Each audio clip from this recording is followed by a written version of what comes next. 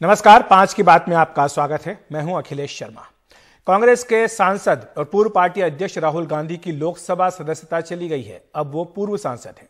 मोदी सरने वाले मानहानि मामले में उन्हें सूरत की कोर्ट ने गुरुवार को 2 साल की सजा सुनाई थी।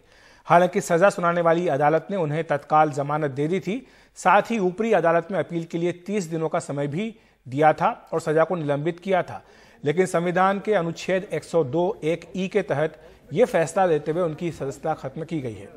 लोकसभा सचिवालय ने इस बारे में नोटिफिकेशन जारी कर दिया है। राहुल गांधी केरल के वायनाड से सांसद थे। और सीधे चलते हैं बीजेपी मुख्यालय, जहां पर केंद्रीय मंत्री धर्मेंद्र प्रधान एक प्रेस कॉन्फ्रेंस को संबोधित कर रहे हैं। भारत आजाद हो चुका है, सामंतवादियों के हाथ में नहीं है, प्रजातंत्र है। इसमें किसी को भी गाली गुलज करने का अधिकार नहीं है। जातिवाचक शब्द लेके अपशब्द व्यवहार करने का अधिकार नहीं है। कोई भी हो, वो केस शायद 2018 से अभी तक चल ही रहा था।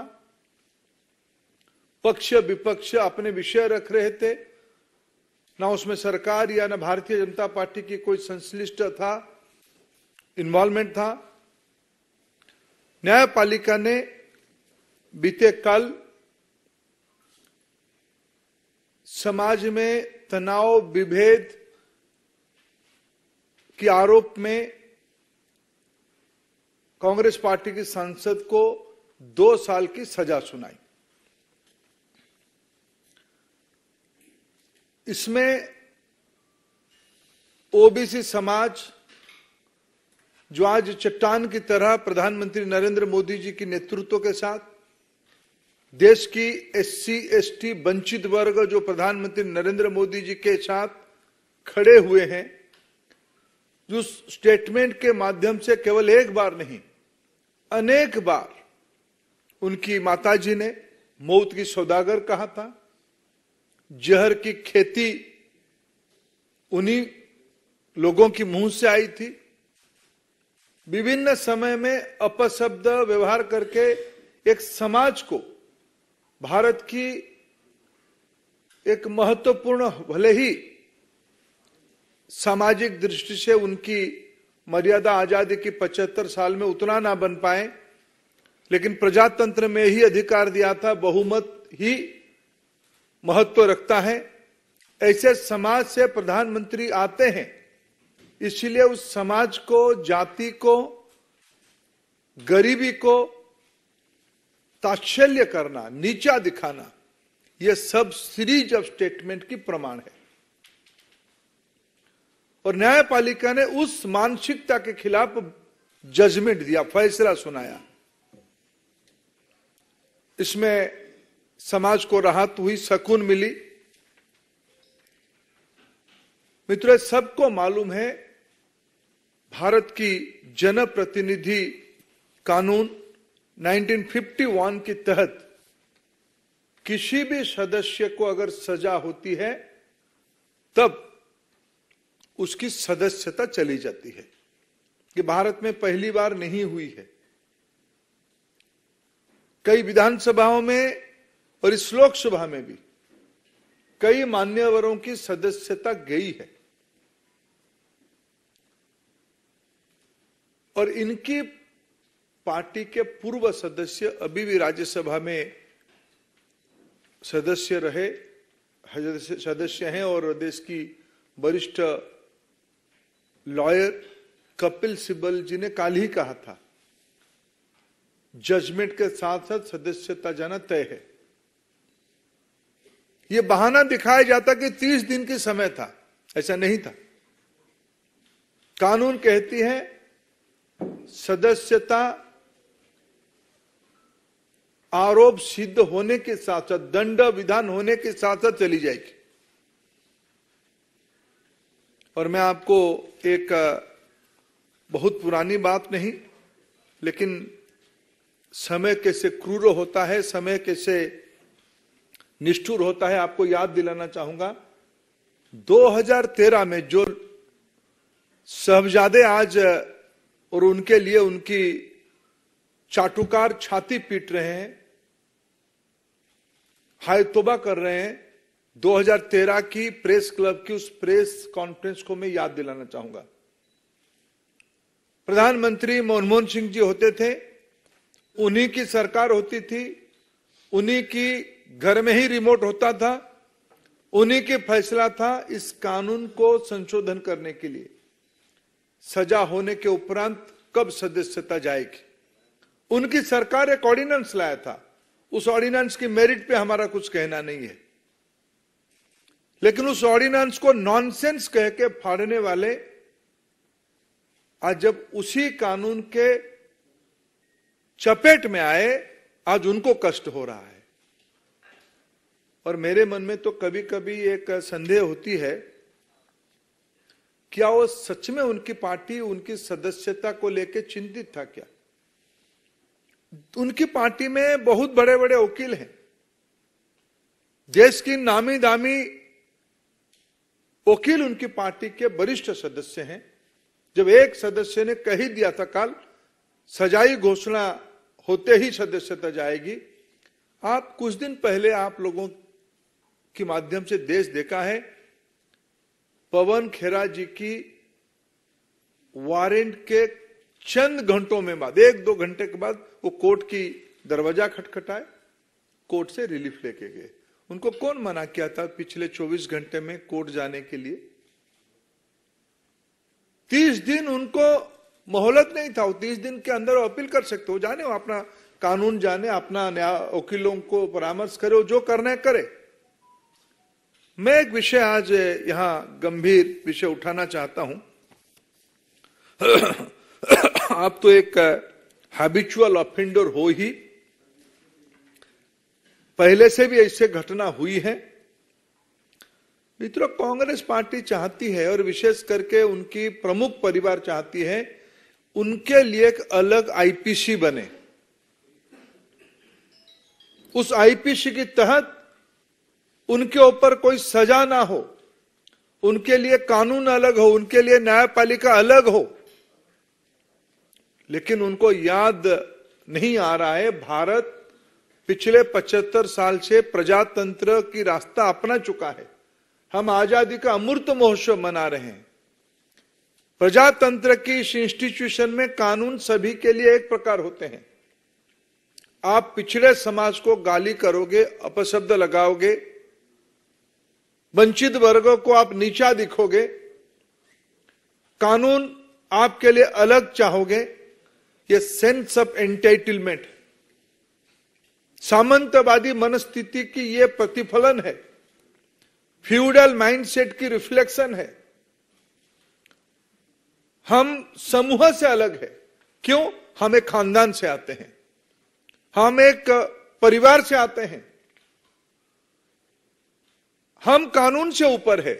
ऐसे पहली बार नहीं हुआ है। घर मिलने के समय में, सुरक्षा के बारे में, एयरपोर्ट में अलग जाने के बारे में, एक सेंस ऑफ एंटाइटलमेंट जो आज कानून को भी ऊपर मानते हैं, इसमें हमारा क्या लेना देना है?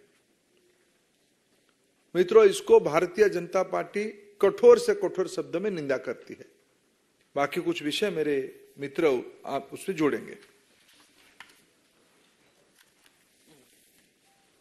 नमस्कार मित्रों, हालांकि आदरणीय धर्मेंद्र जी ने बहुत विस्तार में सारी बात रखी है। मैं तो इतना ही कहूंगा, भगवान के घर में देर से ही अंधेर नहीं। राहुल जी कहते थे दुर्भाग्य से सांसद हूं, unfortunately I am an MP. So उनको जो एक दुर्भाग्य लगता था, आज उससे भी मुक्ति मिल गई है। उनके साथ साथ वायनाड के लोगों को भी इससे छुटकारा मिल पाया। इतने लंबे समय से जो लोकसभा के सदस्य हों, ना कभी अमेठी के लिए 5 वर्षों में एक सवाल पूछ पाए, 2009 से 14 तक, और इतने वर्षों में मात्र 21 डिबेट्स में भाग लेना, तो अपने आप में दिखाता है कि वर्ष उतने हो गए लेकिन उतनी डिबेट्स में पार्टिसिपेट नहीं किया। एक भी आज तक प्राइवेट मेंबर बिल तो लाने की बात दूर, लेकिन अपनी ही सरकार में 2013 में ऑर्डिनेंस को बड़े चौराहे पर फाड़ देने का काम और नॉनसेंस बोलने का काम ये श्रीमान राहुल गांधी जी ने किया। वो सदा अपने आप को संसद से ऊपर, सदन से ऊपर, सरकारों से ऊपर, देश से ऊपर और न्याय व्यवस्था से ऊपर समझते हैं। तो आप सुन रहे हैं सूचना प्रसारण मंत्री अनुराग ठाकुर को, जिस बात पर सवाल उठा रहे हैं कि आखिर वायनाड की जनता की आवाज कितनी बुलंद की है राहुल गांधी ने लोकसभा में। और इससे पहले धर्मेंद्र प्रधान ने भी सवाल उठाया। उन्होंने कहा कि ओबीसी के बारे में जो टिप्पणी की है राहुल गांधी ने वो बेहद आपत्तिजनक है। इस पर हम बात करने के लिए हमारे साथ खास मेहमान मौजूद है। हमारे साथ निखिल आनंद जी हैं, प्रवक्ता बीजेपी के, साथ ही ओबीसी मोर्चे के महासचिव। अतुल पाटिल साहब हैं, कांग्रेस के प्रवक्ता, और साथ ही अमिताभ तिवारी जी हैं, राजनीतिक विश्लेषक। आप तीनों का बहुत बहुत स्वागत है। लेकिन आपसे मैं चर्चा करूं इससे पहले एक छोटा सा ब्रेक ले लेता हूं। ब्रेक के बाद फिर हम सवाल जवाब करेंगे।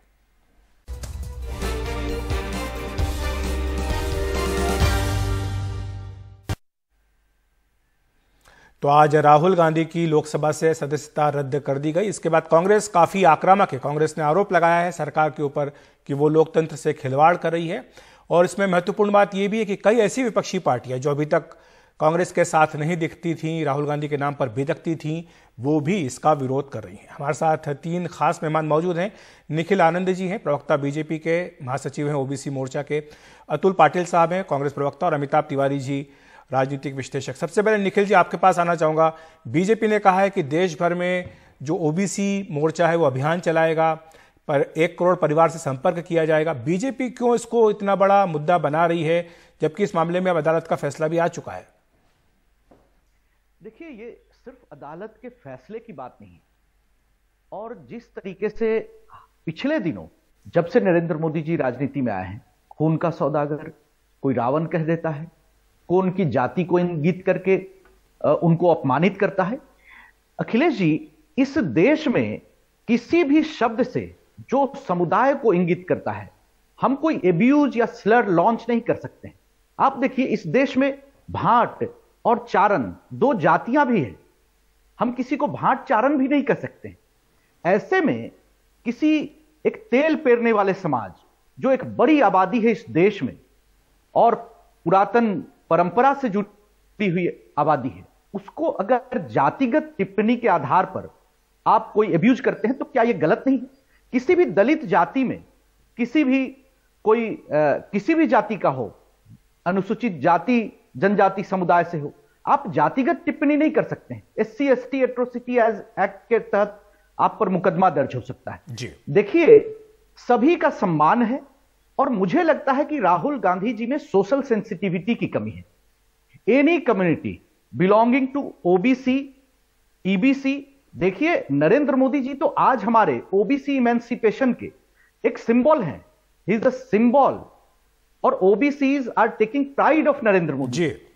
हम सभी को नरेंद्र मोदी जी पर गर्व है कि एक पिछड़ा अति पिछड़ा समाज का बेटा होने के बाद जितने संघर्ष से वो जिस मुकाम पर, जिस ऊंचाई पर पहुंचे, हम सभी के लिए वो एक प्रेरणा स्रोत है जी। और आज ओबीसी जातियां क्यों नहीं कहेगी? जिन लोगों ने काका कालेलकर आयोग को डस्टबिन में फेंक दिया, मंडल कमीशन को ठंडे बस्ते में डाल दिया, नरेंद्र मोदी जी ने ओबीसी कमीशन को कॉन्स्टिट्यूशनल स्टेटस दिया। देश की आजादी के बाद पहली बार 27 ओबीसी मिनिस्टर्स आज देश में। ओबीसीज के लिए वेंचर कैपिटल फंड, नीट में ओबीसी को आरक्षण।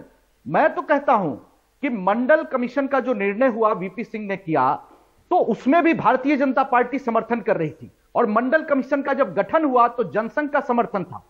लेकिन जिस तरीके से नरेंद्र मोदी जी ने हाल के दिनों में ओबीसी वेलफेयर के लिए जो काम किया है, मैं कहता हूं कि देश की आजादी के बाद ठीक है नरेंद्र मोदी जी से बड़ा काम किसी ने नहीं जी। अतुल जी को लाना चाहूंगा। अतुल पाटिल जी, बीजेपी ने ओबीसी मुद्दे पर अब ज्यादा फोकस करने का फैसला किया है इस पूरे घटनाक्रम के बाद। आपको क्या लगता है, कर्नाटक के विधानसभा चुनाव में अगर ये मुद्दा बीजेपी प्रमुखता से उठाती है तो क्या कांग्रेस को भारी पड़ सकता है?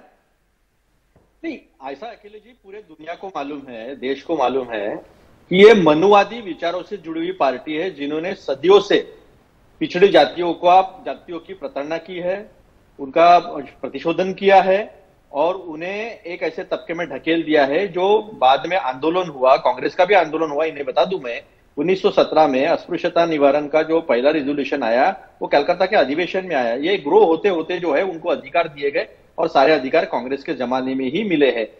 मंडल के खिलाफ कमंडल का आंदोलन किसने किया पूरे देश को पता है, और उसके बाद जिस तरह का आंदोलन चला ओबीसी को आरक्षण देने के बाद, मैं बीच में बोला नहीं। निखिल जी ने बात अपनी रखनी दीजिए अतुल जी को। जी अतुल जी बोलिए, जब आप बोल रहे थे वो नहीं बोल रहे थे। जी जी मुझे मौका दें। तो मंडल मैं आपके पास आऊंगा निखिल जी, आपको मौका दूंगा जवाब देने के लिए। आप अतुल जी को अपनी बात के खिलाफ मंडल के खिलाफ कमंडल और जिस तरह से खुद को जलाकर लेने तक की जो आंदोलन हुआ है वो सारे देश ने देखा है। अभी इस्तेमाल चक्रव्यूह में फंस गए हैं क्योंकि अदानी को बचाना है। इनके लिए दोस्त महत्वपूर्ण है, इनके लिए देश महत्वपूर्ण नहीं है। राहुल जी देश के लिए लड़ रहे, रास्ता नहीं मिल रहा है, इसलिए वो नीरव मोदी जिसने इस देश की चोरी की है, प्रधानमंत्री मोदी जी के साथ डावोस जाता है और वहां से परिवार को लेकर। लेकिन अतुल जी इस मामले में सुप्रीम कोर्ट ने कमेटी बनाई है और आपके जो नेता है खड़गे जी उनकी ओर से कहा था कि या तो सुप्रीम कोर्ट की निगरानी में जांच हो जाए या फिर जेपीसी बन जाए। तो कमेटी बन तो गई है। बहरहाल अमिताभ तिवारी जी को मैं लाना चाहता हूं चर्चा में। अमिताभ जी,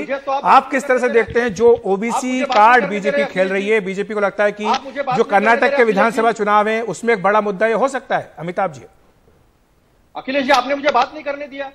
आपको मैंने पूरा मौका दिया था, आपको पूरा मौका दिया था। आपसे सवाल कुछ पूछा था, आप जवाब कुछ और दे रहे हैं।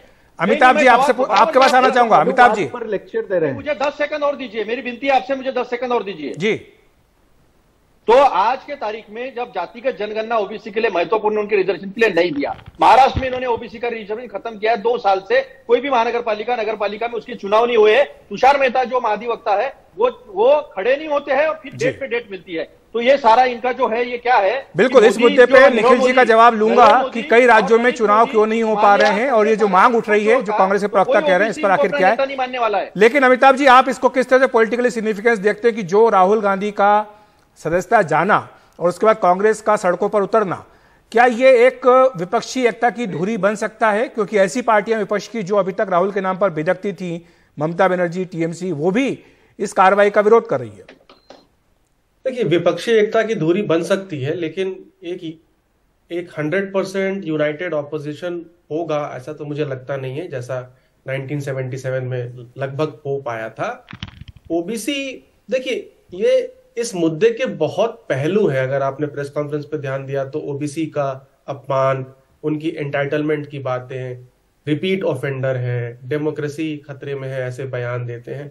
तो एक ही इशू पे बीजेपी उसके बहुत सारे सब मैसेजेस करके उसको लोगों तक लेके जा रही है और इसका कर्नाटक चुनाव में असर होगा या नहीं होगा वो इस चीज पे डिपेंड करता है कि कांग्रेस इसको कैसे टैकल करती है। अभी तक मुझे कांग्रेस पार्टी की तरफ से कोई ऐसा मजबूत बयान आता हुआ नहीं देखा गया जिसमें उन्होंने ओबीसी समाज का अपमान हुआ हो, इसको सीधे सीधे टैकल किया है। देखिए, हालांकि खड़गे जी ने सुबह कहा है, उन्होंने कहा कि इसको ओबीसी के अपमान से जोड़ना ठीक नहीं है। खड़गे जी ने इस बात का खंडन किया। ठीक नहीं है, लेकिन बेस क्या है इसका? कांग्रेस पार्टी ने क्या किया है ओबीसी के लिए? आज 2 राज्यों में कांग्रेस की सरकार है, दोनों में ओबीसी चीफ मिनिस्टर है। तो मैसेजिंग की एक लॉजिकल कंक्लूजन देना होता है किसी भी बात को, पहली बात। दूसरी बात, ये सिर्फ सदस्यता की बात नहीं है। अगर कन्विक्शन हो जाता है तो 2 years + 6 years, ये राहुल गांधी के पॉलिटिकल करियर की भी बात है। 2029, 24 और 29 दोनों में शायद चुनाव नहीं लड़ पाए अगर उनको कन्विक्शन हो जाता है तो। और ये कांग्रेस की जो लीगल टीम है, जो बहुत सारे बड़े लॉयर्स राज्यसभा में जीत करके चुनाव आते हैं, कांग्रेस जिनको जिताती है, उनका भी टेस्ट है। प्रेस कॉन्फ्रेंस में बात करना, चैनल्स पे बात करना अलग बात है। उनकी दलील कोर्ट में सुनवाई नहीं हो रही है उनकी दलीलों की, तभी तो ये सजा हुई है। तो ये पूरे के पूरे इकोसिस्टम की बात है कांग्रेस पार्टी की। हालांकि ये क्राइसिस है, इसको अपॉर्चुनिटी में तब्दील किया जा सकता है। कांग्रेस को ऐसा लगता है कि सिंपैथी इससे हमें मिल सकता है। कांग्रेस कहती है कि उन्होंने ऐसा करके दिखाया भी है। 78 की बात वो करते हैं जब इंदिरा जी को निकाला गया था और उसके बाद 80 में उन्होंने वापसी की थी। निखिल जी, क्या ये बीजेपी को भारी भी पड़ सकता है अगर सहानुभूति राहुल के साथ चली जाए तो? देखिए, सबसे बड़ी बात कि राहुल गांधी जो विक्टिम कार्ड प्ले करना चाह रहे हैं और सहानुभूति बटोरना चाह रहे हैं, तो राहुल गांधी को एक भले ही फायदा हो जाए कि वो कांग्रेस के सुप्रीम लीडर बन के उभर जाएं, लेकिन पूरे अपोजिशन के लीडर बन जाएंगे। मुझे तो नहीं लगता है कि नीतीश कुमार, केसीआर, ममता बनर्जी सभी राहुल गांधी के पीछे झोला झंडा लेकर खड़े हो जाएंगे, उनका जयकारा लगाएंगे। और एक बात स्पष्ट कर दूं कि ओबीसी की बात बार बार क्यों होती है। कांग्रेस के एकमात्र elected OBC president Sitaram Kesri ji थे। क्या देश की जनता भूल गई है कि उनको जिस तरीके से कपड़े फाड़कर धकियाकर उसी कांग्रेस दफ्तर से बाहर निकाला गया था? सीताराम केसरी की कोई जयंती मनाता है क्या? सीताराम केसरी की तस्वीर कांग्रेस दफ्तर में है क्या? निखिल जी, माफी चाहता हूं, मेरे पास समय की कमी है। संक्षेप में अतुल जी आपसे इसका जवाब चाहूंगा कि कांग्रेस पार्टी ये आरोप लगा रहे हैं बीजेपी के प्रवक्ता कि कांग्रेस पार्टी ओबीसी के हितों की सुरक्षा नहीं कर पाती है और अपने ही नेताओं को भूल जाती है। संक्षेप में अतुल जी। देखिए, सीताराम केसरी जी की तस्वीर है। निखिल जी मेरे साथ चले कांग्रेस दफ्तर में, मैं उनको दिखा दूंगा। सीताराम केसरी की तस्वीर है। और आज हमारे जो अध्यक्ष है वो खड़गे जी जो है वो भी दलित समाज से आते हैं। महाराष्ट्र के जो प्रदेश अध्यक्ष है नाना पटोले वो ओबीसी है। भूपेश बघेल जी ओबीसी है। तो गहलोत जी ओबीसी है। दलित हो, मुस्लिम हो, ओबीसी हो, इसको न्याय देने का काम किया है। ये मनुवादी लोग जो है, ये बताया ना, नाना पटोले जी अध्यक्ष थे तो उन्होंने ठराव पारित किया था कि जातिगत जनगणना हो। वो आप एमपीज के क्लास प्रोफाइल देख लें तो कांग्रेस और बीजेपी में आपको का कॉन्ट्रास्ट दिखेगा। बीच में नहीं बोला था निखिल जी। बीजेपी में सबल्टर्न संख्या है, वो ज्यादा सबल्टर्न बीजेपी में दिखेगा। ये डाइवर्सिटी बीजेपी में दिखेगी। जातिगत जनगणना ओबीसी की नहीं करेंगे क्योंकि ये ओबीसी को न्याय नहीं देना चाहते हैं। और ये एक और नीरव मोदी और कौन चोर जिस तरीके से एलिटिज्म कोई ओबीसी लगाएगा नहीं। क्या ओबीसी अपने आप यही कारण है कि आज जमीन से नहीं जुड़ पाई। क्या ओबीसी कांग्रेस देश की आजादी के बाद ऐसे चोर लोगों के साथ नेहरू जी ने यात्रा की। जी निखिल जी, अतुल जी माफी चाहता हूं, आप दोनों एक साथ बोल रहे हैं, आपकी आवाज नहीं पहुंच पा रही, ना हम तक पहुंच पा रही, ना जनता तक पहुंच पा रही। आपका बहुत बहुत शुक्रिया। उम्मीद करते हैं कि ये जो गर्मी दिख रही है ये जब आप चुनाव मैदान में होते हैं तब अपनी अपनी बात ढंग से रख पाएं ताकि लोग इस पर फैसला कर सकें कि यह मामला आखिर जो हुआ है इस पर उनकी क्या राय है। आप तीनों का बहुत बहुत शुक्रिया हमारे साथ जुड़ने के लिए। 5 की बात में वक्त एक ब्रेक का।